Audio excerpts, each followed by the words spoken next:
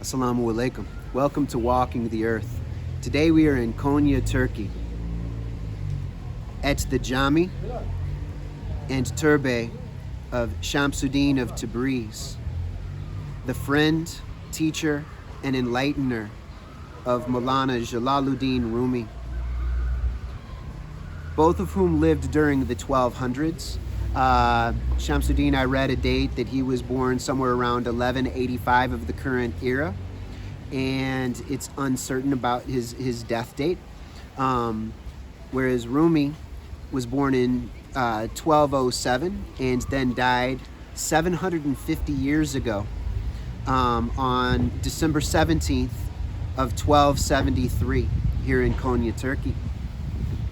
So Shams, there's much we don't know about him, but he's said to have been born in Tabriz in the Azerbaijani area of Iran, from my understanding, and that he was very, very interested in the mystical sciences, and he sought enlightenment, and he sought the company of many great Sufi sheikhs traveling around the Muslim world. He was known as Flying Shams because of his extensive travels, much that we don't know about. There has been poetry attributed to him, but that is uncertain.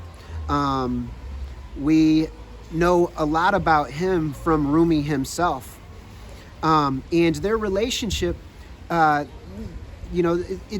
varies in the amount of time that they spent together. I've read that maybe they spent 3.5 years in close company. And certainly they spent a 40-day retreat together. And that was relayed, some of the information was relayed by Haji Bektash, the great Khorasani Sufi. And then some of the things that we know about Shams are related in the poetry of Rumi, in the Diwan or Divan of Shams by Rumi. So this relationship, it began with an interesting meeting, and I've read a couple different accounts of how Rumi and Shams met. One of them involves fire, one involves water. The one that I remember most distinctly, Rumi is sitting and he's reading a book with a stack of books around him. He was very bookish. He was a Hanafi and Maturidi scholar, and he had circles of students here in Konya, and he had a strong reputation as a serious scholar.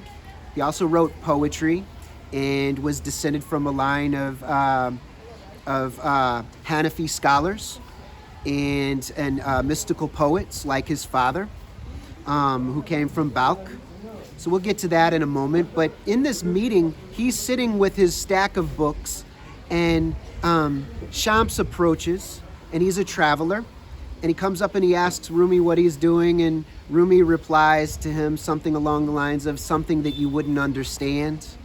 And then Shams, like great Sufi and Zen masters, grabs the books and dumps them into a fountain. Rumi freaks out, runs over and starts grabbing the books out, and realizes that the books are dry and that the ink has not spilt whatsoever.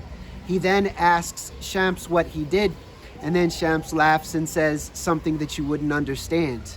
And this begins their journey together in a strange, interesting meeting. So Shamsudeen, his name, my understanding, it means the son of religion. And so we could look at that as, the enlightener, one who lives the enlightened lifestyle. And, some people have speculated as to whether Shamsudeen is more a pen name of Rumi. So there's much to look into in the future, inshallah. But he's a very interesting character, and he's a very important individual within Rumi's writing, and he had a very transformative impact on Rumi, the great poet, the great mystical poet who was prone to ecstatic dancing and improvised spontaneous outflows of poetry, inspired poetry. So we'll go ahead and we'll draw this to a close. But if you get a chance to visit Konya, this is a beautiful little masjid from 1501 that has its roots in the late 1200s, is what I've read. And it has some interesting detailing in there, on the walls, in the ceilings. There is a turbe or tomb off to the side apart from the masjid. And there you will find the purported tomb of Shamsudeen. Now there's also a turbe of Shamsudeen in Iran.